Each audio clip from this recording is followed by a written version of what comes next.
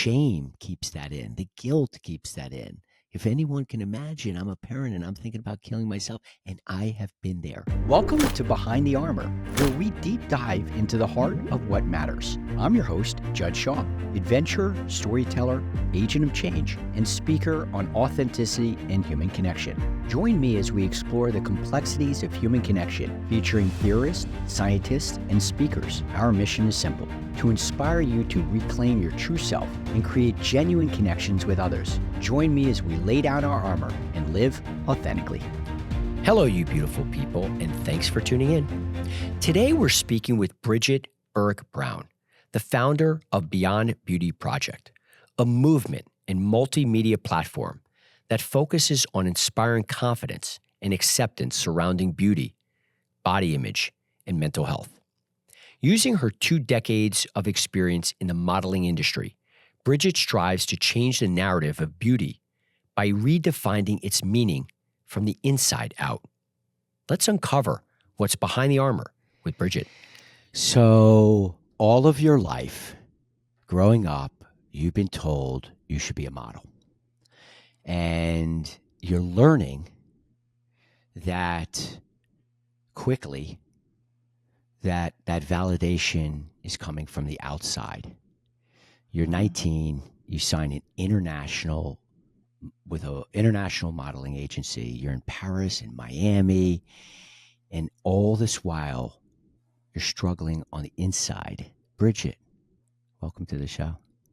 Oh, thank you for having me. It's That was so a good one. nice to have you here. Oh, I'm so excited to chat today. You know, I really want to understand what the dynamic and the effect it had, you know, on you when you are quickly learning and recognizing that what matters is on the outside. I think it never sat right with me. I think from a very young age, I think there's like nature and nurture in life, and like my kind of innate self always rebelled against it, didn't really like it. I think maybe that's why I initially never wanted to be a model. I just always felt like there's so much more to us. Like, we're drawn to people that are funny or have things to say. I wanted to say things. I wanted to use my intelligence and help people. So I think it never, now as you know, I have my project, I've dove into really understanding parts of that more. So I don't know if I actually understood it when I was 19, but I knew something didn't sit right. So right away in the industry, I felt it. That so resonates with me because it's sort of like being aligned or not aligned with your own core values. A lot of times the business and the industry that I'm in, people applauding this mask, this veneer, you know, they're rooting on the success of my shell and not caring what's actually going on the inside. And so for me, that also disrupted my value system. It's like, Totally. right? It's like, wow, they so care about my success, not how I'm feeling. Yeah. And I think that, like, for me personally, I'm just a very deep person. Like, I came out of the womb like that. Like, I'm like emotional, I'm raw, I'm like, let's go deep. Like, right when I first meet someone, if we vibe, like, so I wanted the people in my life to care how I was feeling. I cared about how they were feeling. You know, I saw people for who they were past their appearance, and I wanted them to see me for that. So I think that would bother me, you know? Yeah. You know, when we are aware of wanting others to be heard and seen and feel valued from an earlier age, I think it's because it's a hyper vigilance and awareness of how we don't feel. Like, I don't want someone to feel the way I'm feeling. Yes. And right. And so for you, what was really interesting, and I'm wondering, you know, a lot of times to move from a transformation, like a 1.0 to a 2.0 version, there's a lot of times like a dark night of the soul or something, the momentum that changes, that puts that wind and changes the course of that universe. And I'm wondering for you, because I know that while you're now modeling, your tribe, your support system, the people you cared about are in your industry. And yet you're going through a lot of serious loss in your life, right? And when you're turning to that same support system, what you're hearing in return is lose more weight. Wow. Yeah. And I know you know my story, but for the people that listening that don't, that moment that I needed humanity. Because I've talked about this moment a lot, and I've journaled about it. It was a big pivotal moment in my life, in a great way at the ending. It was super painful at the time. But the thing that was missing for me is I needed these people that I knew for so long and I worked with for so long to have humanity for me. And I don't blame them. I love them. And I think it's just can get really wrapped up in our worlds. And my world is a world that really the modeling industry world is a world that focuses on external appearance first, most of the time. So yeah, that time it crushed me a little bit because I had came off of a string of just getting crushed with losses, and I was pretty rock bottom. And I also saw the industry and the world changing with diversity and inclusivity, and I really didn't understand. And it was almost like, I had my little girl already at the time, and I had been thinking of my project. And, my brother was married to a Filipino woman, and they had a baby. So I had this, mixed niece who was seeing me in advertising. And so by the time this happened and they asked me to lose weight at a size 6 and I'm 41 and, I'm a woman, I didn't understand it. It really, really then didn't align with my values, where my body just rejected it. I was like, there's no part of me that can be a part of this for myself or for anybody in my life. I didn't even know exactly why. I did know why, but I know why more now. I've unpacked it. While you're modeling though, and you're going through all of this on the inside,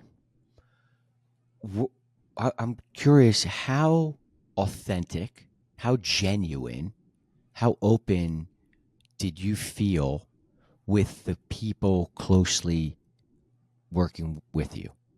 I would say that my deeper self is genuine.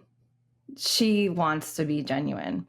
I think that when you are really inundated in an industry or whatever environment you're in, and your values don't necessarily line up with that structure, you lose some of your Right. genuine, so I tried to stay true to it, but yeah, I was definitely putting on the mask, like you referred to.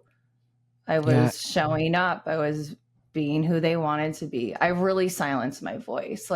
That's one thing that I love about my project now is I'm really getting my voice back, because in that industry, you're kind of told, shh, quiet. Oh, that photographer was sleazy. Oh, yeah, it's just the way he is. That's just the way it goes. And now I'm like, that is not the way it goes. No. So I did lose some of that genuine part of me that wanted to authentically be here and show up fully. Absolutely. What do you think the fear was? Not being accepted, not being valued, not being successful in my career. It's an industry that is like, get in line, follow the rules.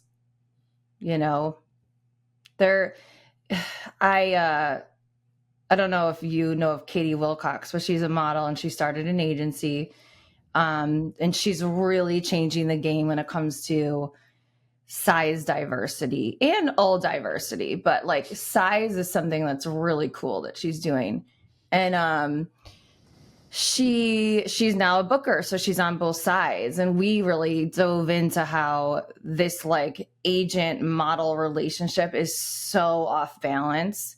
It's very much like the booker has the power and the model is just like, you know, did I get the booking? Did they like me? Like we don't have a lot of say in our careers. It's kind of like you got booked, like be grateful, and now just like go to the gym, lose weight, and like we want you to cut your hair because it's getting a little too long, or like whatever and you're like, okay, you are like literally the definition of like the good girl. Like you are the good girl that shows up and you look perfect and you have a perfect personality and everybody on set must like you. And you do what they ask you to do. And you shut up and you do it, kind of. And the booking validates it. And the more you book, the more you get validated. And then that gives you your significance. It gives you your success. And listen, there are a lot of situations where you do show up authentically. Like we're obviously talking about, you know, there were times I could really show up on a set. And like, those are some of my favorite memories where I showed up my size, they loved me, you know? But a lot of the industry is like, fall into line, be the good girl, follow the rules. So out from this 1.0 in which you're really struggling, you're fighting an eating disorder, a lot of loss, a lot of disconnection from a lack of support that cares about the inside and not the shell of that human being. And yet something sparked this Beyond Beauty project that you start, where you begin to inspire and teach acceptance, you know, to young women about body images and mental health and beauty. And what was the fire behind that launch? So I think the fire was my life. Really, it was my life. I have a moment that was the moment I said, that's it. I'm like fucking doing this. Like I'm doing this. Like no more playing small. No more not using my voice. No more saying like, that's not okay what you're doing to us. But I think it really is this story of my life. It started with having a mom who had multiple sclerosis. And I really saw this like body image, beauty ideal and mental health connection, because she was really beautiful and she was tall and she was glamorous and she was funny and people liked her. And as she got sick, and she got sick when I was 5, so it was like most of my childhood, and I was the only other girl in the house. I spent a lot of time with her, like seeing her cry about, you know, not fitting into clothes, or her body just really debilitate, you know, like she was bedridden at the end of her life. So I think it's that. It was like I was in the dance world, and then I spent a lot of time in this modeling industry.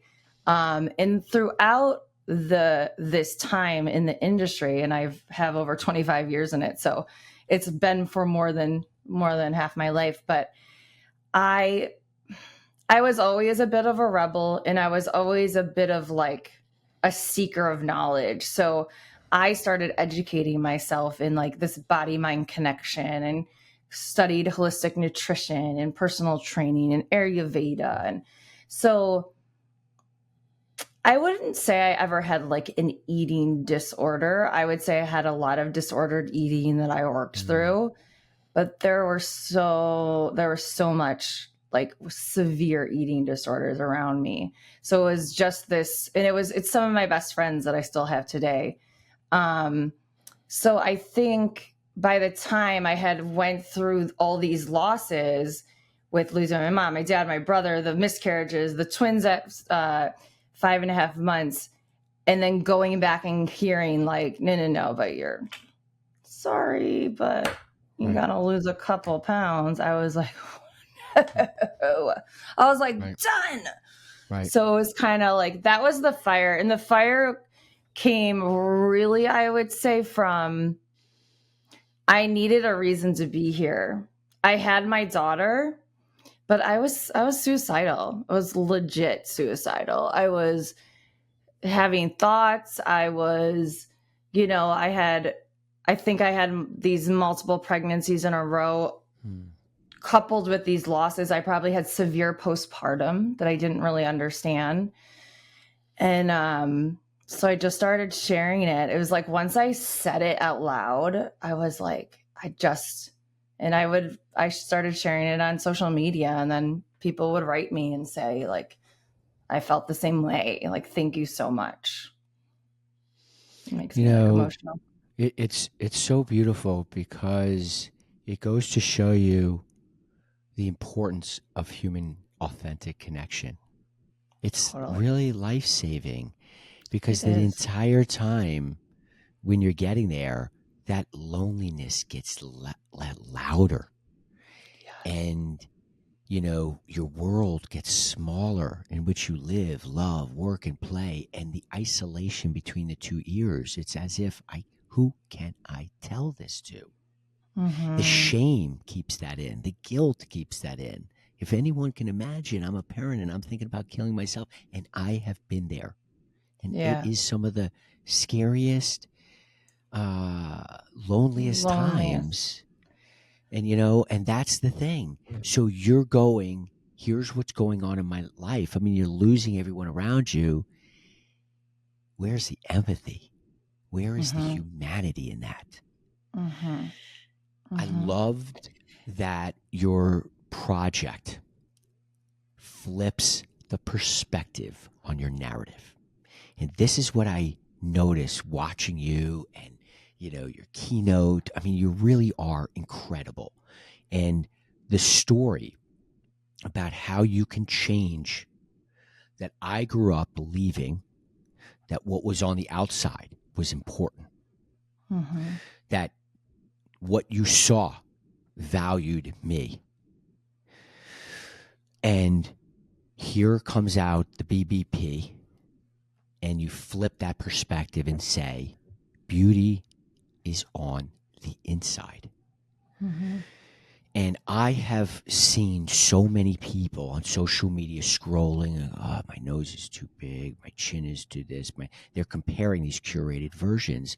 And so I'm wondering, is one of the real, you're really a lightning rod on this subject. Help me understand how you can help others change from hearing the narrative to actually believing what you believe. I love that question. I think this is a little bit of an important part of my story, is that when I got asked to lose weight, I was a little bigger than I had been working for the last 15 years.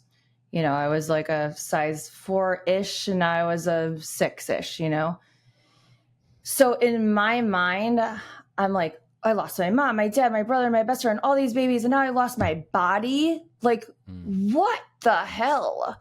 And that's why I kind of said, like, I never had an eating disorder, but I had disordered eating. I was like an athlete with my body. I knew how to control this external thing that gave me so much success in my life.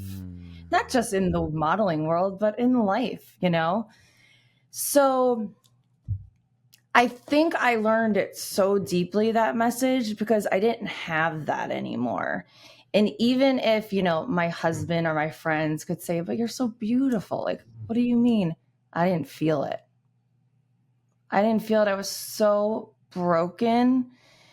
I just looked in the mirror. I had full body dysmorphia. I just felt so. I think if you're feeling like if I could make how I looked better, if I could lose 5 pounds, then I would be a little bit happier. I would tell you, I don't necessarily, or I know that's not true, because I started getting my physical body back, maybe looking the way it was, but like my mental health was still gone. So I needed to, that's why I always say it, like our beauty comes from within, it comes from our mental, physical, and spiritual health. I think that there's a lot of things you can do to start that journey. I'll just throw out a couple. Yeah. Like one is really, so I was healing a lot, like losing the twins, specifically 5.5 months, was really hard on my body. So I started writing these Dear Body love letters. I would wake up every morning and I would journal. I would try to wake up before anyone was awake. I'd grab my coffee.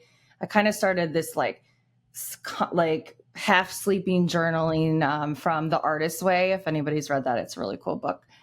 And I would just write like, Dear Body, like, thank you for healing. Like, thank you for healing on your own. Like, you do that for me. Like, I went back to, I have legs that work. My mom didn't. Like, I can still dance, which is one of my biggest passions. Like, I get to do that because my legs work, you know? I get to hold my baby because my arms work. So I kind of went back to this like basics with like, what does my body do for me that doesn't have to do with what it looks like? And then I started really like praising myself, like praising like my intelligence, my voice. Like I found these other places, like where else can I cultivate confidence? Has nothing to do with the way I look. Right. And then I think a big way just for just anybody is like social media is a big part of our life right now. And just take a real honest look at like what you scroll through and see what you're looking at, because that's really subconsciously guiding you. It's like these little tiny messages when you slide through, like someone where you're like, oh, I wish I had their body. Ooh, I wish I had their clothes. Ooh, I wish, a lot of it is this external, thing. So really expanding my world, and this project has been a huge blessing for that. It's like expanding your world, and traveling really did that for me. Just there's so much beauty out there, and we can get really stuck in our little box of perfectionism, and we can really see the same people in our world. So follow bigger bodies, follow different skins, follow different ages, and really start to see. At first, it might not be that easy for you. You might be like, but I don't want to see bigger bodies on my scroll. Follow it, and you will slowly, I promise, start to expand the self-acceptance that you have for yourself. It happens. Wow, that is so interesting. And I want to unpack a lot of that. For me, I have this framework called the Connection Cure, and CURE standing for conscious awareness of how are you showing up in the world, understanding what that's doing. Maybe it's blocking you from thriving, renewing those connections, and then expanding them out in the world. And part of that renewing means you have to establish that connection with yourself just as much, if not more, with connection with others. And I believe you have to have that connection with self first before you can really connect deeply with others.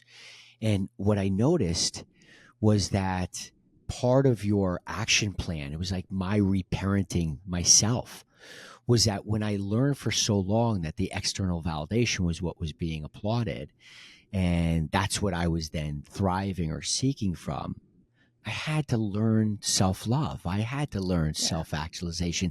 I had to put notes on the mirror that said, I love you, Judd, And so I had to dig in to build that up myself, because I realized that part of that disconnection was not disconnected from others. I had a lot of people that I knew. Yep. I was disconnected from my core self. And you're so cool. Like, we're so cool. Like, why are we disconnecting from ourselves? Absolutely. I do a lot of work around like, let's get back in tune with ourselves. Right. Like, a lot of us are living outside of our bodies almost. We're objectifying ourselves in the mirror and the selfies and the social media. It's like, get back inside of you. Like, reclaim your body, reclaim your self-worth. And it's really, I know it's that whole, like, you got to love yourself first. Cheesy line that people are like, yeah, I've heard it. It's so true though. Well, part of loving yourself first is using this sort of actionable tip. It's a hack. I love this hack that you have, which is, if I wanted to feel good at myself, am I going to look at all the pros, all the experts, all the biggest, like all the people that I am not, or comparing myself to, as opposed to what does the real world look like across the board? There's a lot of, speakers that are struggling. There's a lot of people who are still trying to make a brand. They're still they failed at a company. There's a lot of ways to look at it. And part of that is the gratitude. But the other part is recognizing that what you're seeing is allowing yourself to have this low self-worth. You're your worst enemy. You're putting the best curated stuff in front of you and comparing yourself to it. Yep. And it's having the like wherewithal to say, like, what's driving me? Like, what's giving me value? Is it because my parents need me to be perfect? Is it because social media is kind of telling me to be perfect? Is it my friends? And having the guts and the intentionality to say, I'm okay. I'm pretty cool. I'm going to try to show up as authentic as I can. Yeah. Even if it's little by little. Nobody has your story. Nobody can do what you can do. Like, nobody is us. And just that, if you really start to embody that, it's so fucking cool. Like, it's just cool. I think write being your story. you and being unique and being your own storyteller and owning your narrative. And I don't know if you felt like this, but like when I had my rock bottom moment and I started sharing that, I was like, who am I? What do I stand for? Who do I want to be in this world? What do I want? How do I want things to look? Because I was so used to putting on the stuff, looking perfect, and then being like, what do you need? Oh, I can help you. Yes. Oh, okay. Yes. And I'm like, no. I can still be super kind and helpful, but let's make my life really important too. Yeah. I forgot about that part. I'm working with a lot of men, and I think there's a real trouble about how men look at masculinity today. Yeah. And I want to dive into that and show them that you can be vulnerable and successful. Yes. And there's a power in vulnerability, is not a weakness, right? And so in that's trying to help men connect authentically with other men, right? What is the modern man friendship should look like? And I'm wondering, with you, what are some of the things that young girls, young women can do to help find their beauty on their inside? I love that you're helping men, by the way. I love that so much. Sorry, I'll answer your question, but it's so needed. And as I do more research, there's so much sort of research done now on girls and women, and men are really starting to struggle with this, and young boys. We have the same problem, only a little bit different, right? It's like, if I'm going to stereotype it, it's like women are told to be good girls and to look perfect. But men are they're starting to get more pressure on the way they look, but they're told, be really successful, know what to do, be this strong, outspoken, confident person. And like, some people are introverted or they're shy. And like, I think in that, you guys lose that like beautiful, vulnerable, like sensitivity, I think so for true. Right. So I love that So you're doing that. true. We And need to I like, add we that, need to be like a boy girl like partner in this right? because What I I get want. asked a lot, can you help my sons? I'm like, yes, like I want to help I like that. everybody, but That's so great. Yes, we're gonna work that way because for me, I'm trying to show men that provider value is equal or less than your Mhm. emotional value. Absolutely. Absolutely. That can't be the thing at the end. That's why where that saying at the end of your life, I wish I wouldn't have worked so much comes Yeah, from, yeah. because they put all their significance into that. And like, they're so much more than that, I think going back to little girls and like how they can find their, was it their inner self-love? Yeah, their inner beauty. Like their inner beauty. Yeah. I think, okay, I'll give you a couple like simple little tips. I think journaling is great. It's a great way to connect with yourself. I think you can start with the journaling of like, what does my body do for me? That has nothing to do with my appearance, right? So you kind of get this appreciation for your body. Take it further, like what are the things I really like about myself that have nothing to do with my appearance, I like that I'm fun. I always like to have fun. And I like that about myself, So what are the things that you can think of that you're like, I really like that about myself? And I'm gonna trying to cherish that and honor it a little bit more. When someone gives you a compliment, take the compliment. Write it down in your notebook so you can read it. I did that a So lot good. right after I was really just at the depths of, hell.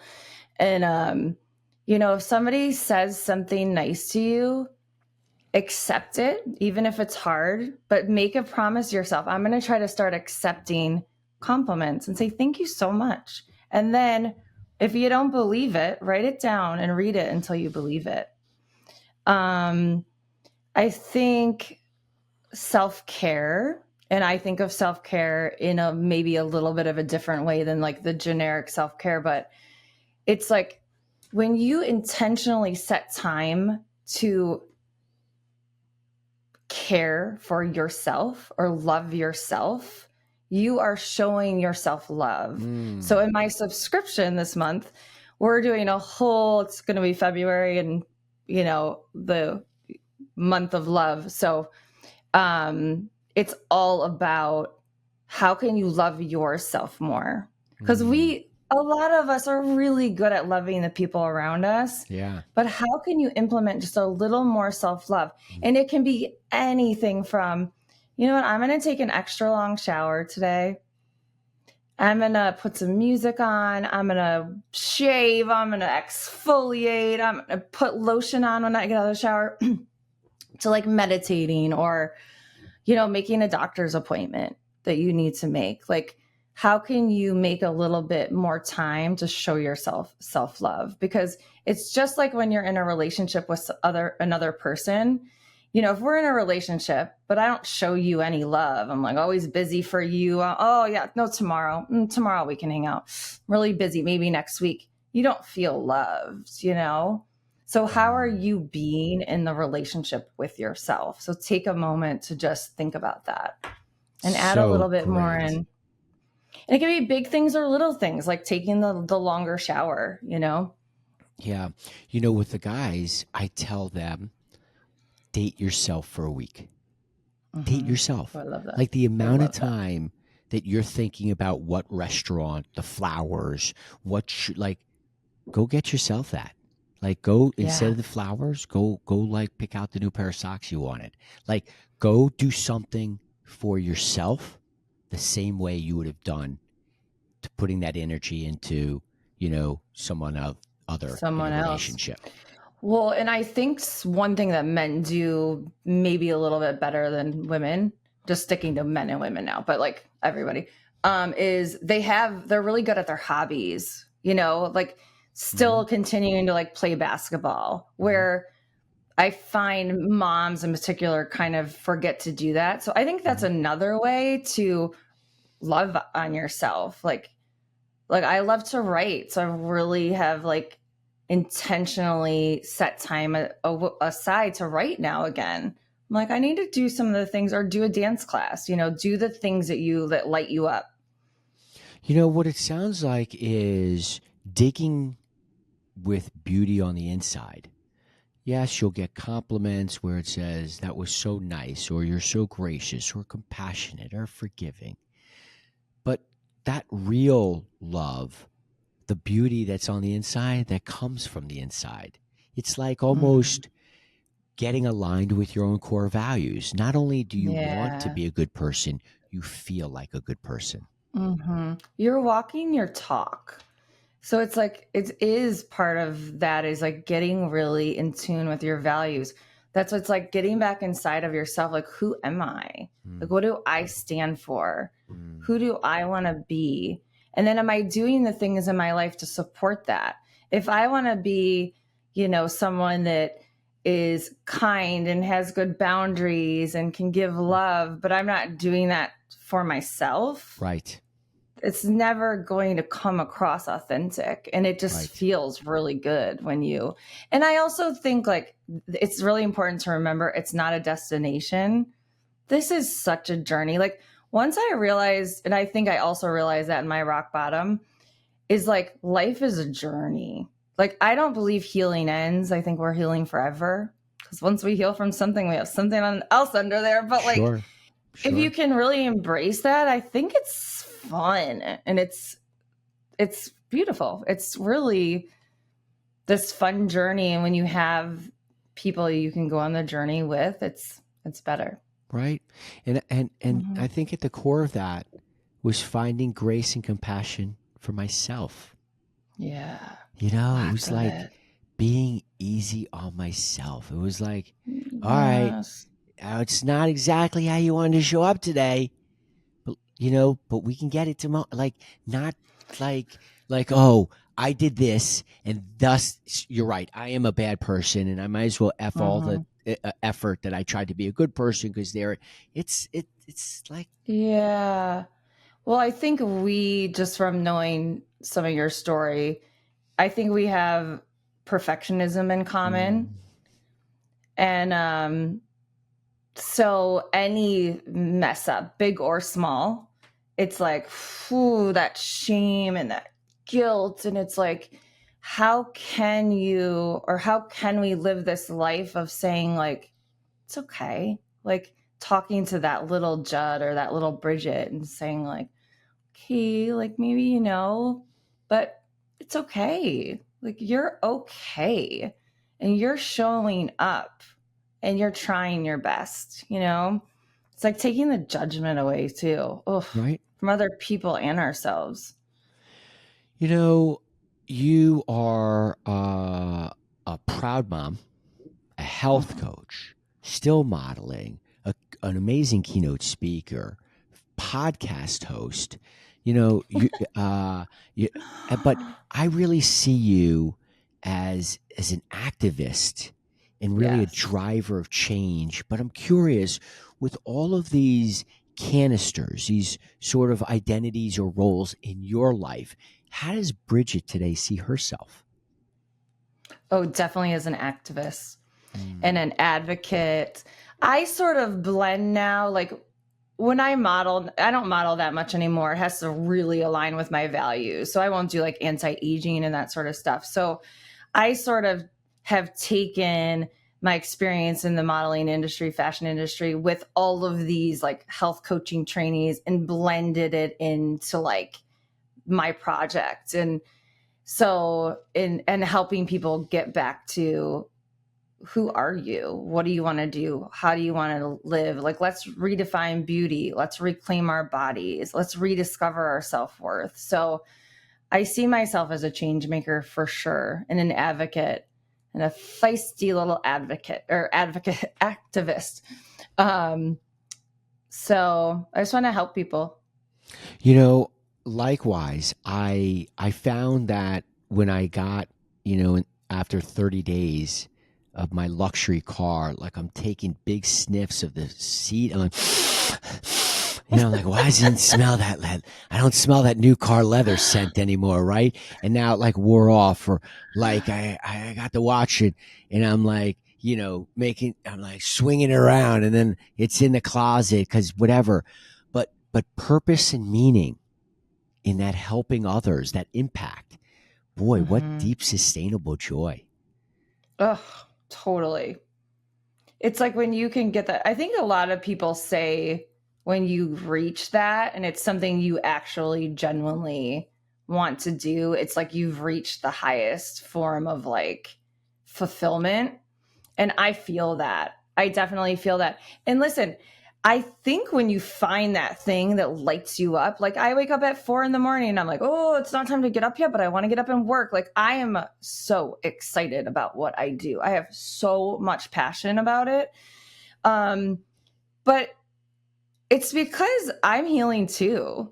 And I always say that like to my community, like I'm healing with you. I'm learning and I want to be the advocate and the activist for us and like give the voice to people that don't have the voice. But I'm learning, I'm educating, I am healing. Some days I feel alive and great and I'm fully embodied in my body. And some weeks I'm like, oh, I need to lose 5 pounds. Like, that voice doesn't go away. It's a journey. It's there a lot less than it used to be, So you have the opportunity to pass that on now to your daughter in such a incredibly meaningful way. We have a mutual friend, Frankie Russo. He says he's designing a time machine. It's going to take us back to our 5 or 6 year old version. I want to use it. When you go back, Bridget, what would you tell your inner child? What do you tell your inner child with what you know now? What do you tell your daughter and my daughter and my daughters and and the other young girls who are struggling with what beauty on the inside really is like? If I could go back and talk to like little Bridget, I think I would tell her, you're enough. You're already enough. You don't have to work on your appearance. You don't have to stand on your head for people to like you. You don't have to be or act a different way. Like you're already enough. And I would have taught her to check in with herself, to really get to know herself. I looked for answers that were for myself from everybody around me, to the point where it's debilitating. Like, oh my God, I can't get a hold of my therapist. Like, what am I supposed to do? Like, we have so many answers inside of us. That's why I'm really helping girls and women get back into their bodies. Like, let's reclaim our bodies. We have all this noise around us telling us how to eat, what to do with when it comes to fertility. Like, we know a lot.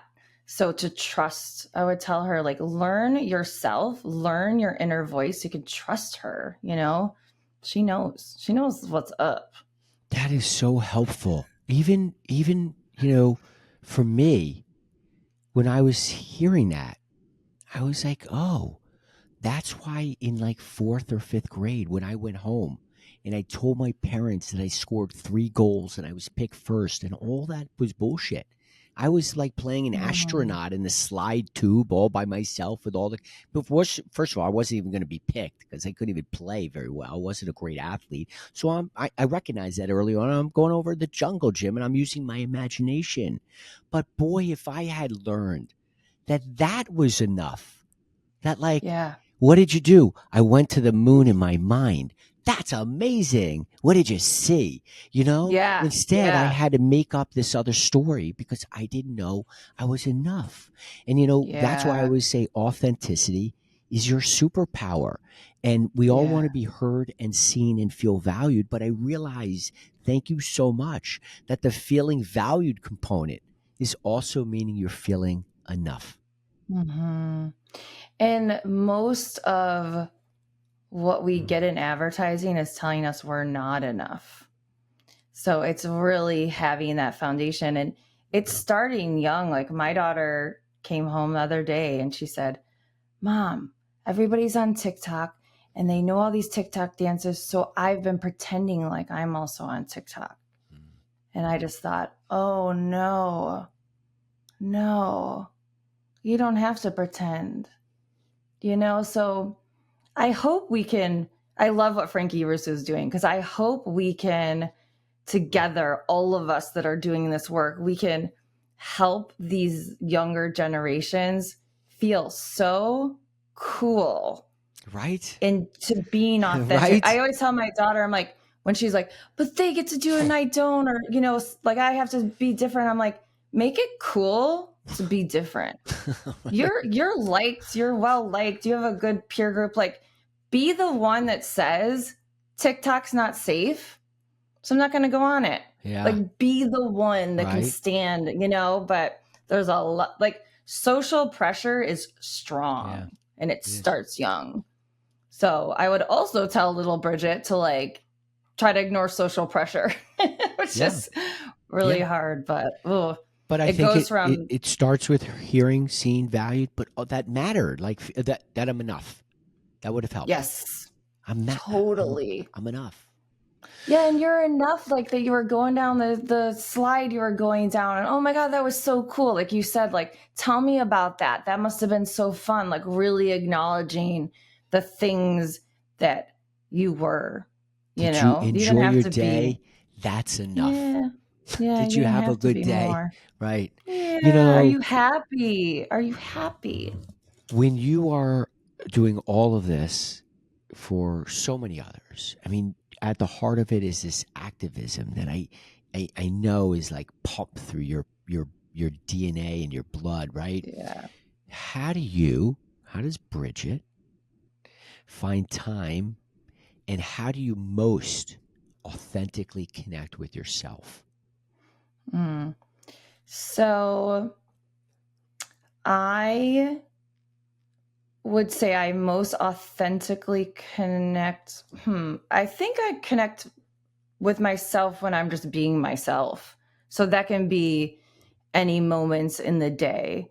But if I'm feeling a little like, a little scattered, or maybe a little overworked, or meditating, I know everyone says it, but I do like meditating 101, where I lay in my bed, I close my eyes, and I just do nothing.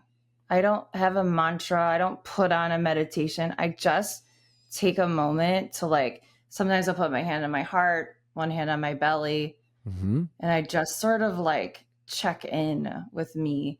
And then yoga for me is like my church. Like, I'm just like, I leave yoga and I'm that's like, my jam. That is my grounded. Jam. I am like, what should we do today? And it that's really is like, I don't know who anybody is in the room. I'm on my mat and I ignore, I'm in my own little world, know? What I also love about yoga is the grace and the compassion it gives you. Like, I could be I'm rolling around like a 2-year-old. Everybody else is in some kind of prehistoric motion of like pretzels and all. I'm just rolling around, but nobody cares, right? No, and it's like, that's what my body wants. It feels good at this time and I'm doing it. I absolutely love that. Yeah. That's part of like starting to really love ourselves too, is like when you're in a yoga class, just do what you want to do and what your body wants to do and what's good for you. Otherwise, you're again trying to almost like, it's like keeping up with the Joneses a little bit. Like, how can I impress? How can I keep up? Like, keep up with yourself. I am like a 3-year-old in yoga sometimes. I'm like, I need to do child pose the entire time. And I don't care. And I leave feeling great because I took care of myself, Yeah. And what I also loved about your style of meditation is that so many people, you're right, when they hear it, they're like, oh, woof, mantras and chairs and headsets and blindfolds and certain smoke and things. And a lot of people that have even, I'm a big believer in meditation. I do it throughout the day, and that's how I start my day.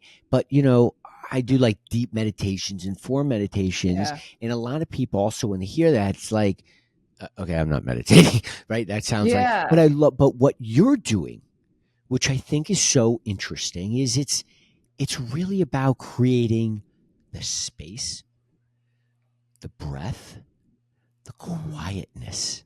So, you're showing others that you don't have to have instructors and gurus and mantras and things. You can simply quiet your head Yep. and let yourself get embodied and just Yes. hear what your body is telling you, because otherwise you're moving too fast to hear it. Yeah. Yes. Yes. It's like you need to create that space, connect your mind and your body again, or mind, body, and spirit, however you believe. But like, it's like taking a moment to just take a moment, like give ourselves a little bit of space. And it's really self-loving. It's so self-loving. My therapist, I learned this from her, but she always says like, is that self-loving? Does that feel self-loving? And it's a good way to check in even throughout the day. Or if you get asked to do something like, and you're kind of like, I don't know if I want to do it. Does it feel self-loving to do it? I like that. Was I self-loving to myself today? Could I add in a little bit more tomorrow? And it can be the laying down for 5 minutes. I work at home and my bedroom's right there. So I can just be like, I'm going to just lay down and take a moment for 5 minutes. Super self-loving. And it's good for my mental health. Otherwise I'd be crazy. So people out there who are looking for help, some guidance, mentorship, there's workshops, there's coaching. What is the best way for anybody to reach you? You can email me or email us, but really start following our Instagram page.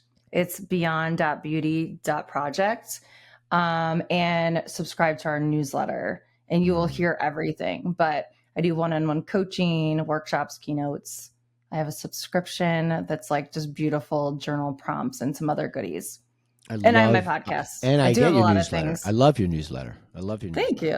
But it's important to follow the social part of your program, because that's like almost, when I see it, it's like a daily message. And I would imagine for the direct audience member who's there, who can really either use the support or want to hear from you, those are those daily like little tidbits.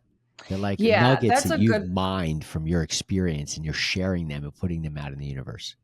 Yeah, our Instagram's very thoughtful. So it depends like how involved you want to get. Do you want to just join the Instagram page and maybe subscribe to the newsletter and get these little bits that like help you heal a little bit? Or do you want to come and do coaching with me? Or do you want to come to our workshops? Do you want your preteen to come? I do preteen, teen, college. I do all of it, sorority. So I think there's different levels of getting involved. And then the podcast, I have great experts on, and journalists and authors. And so we dive into everything from eating disorders to social media and the impacts on body image and all of the stuff. Podcast? The Beyond Beauty Project. And what's podcast. What's that email address? You can email us at hello@beyondbeautyproject.com. .com. Do you have the .com? You do? Yeah. You do? Yeah. Bridget, it has been an absolute pleasure, but more importantly, such a great, important conversation. I love that. Oh, thank you. I loved our conversation. I love what you're doing. I think we have so many relatable points, and it's great when you can have authentic conversations. So thank you. Keep doing what you're doing. I know so many people who really could use it. Thanks for coming on. Thank you. I want to extend my deepest gratitude to you. If you've enjoyed this episode, please follow us on your favorite platform or share this episode with a friend. You can also follow me on Instagram at Judd Shaw Official. A special thank you to personal injury law firm Judd Shaw Injury Law for their support in helping us bring this podcast to life. Remember, friends, authenticity isn't about being perfect. It's about being real. It's about embracing our vulnerabilities, celebrating our strengths, and owning our stories. Until next time.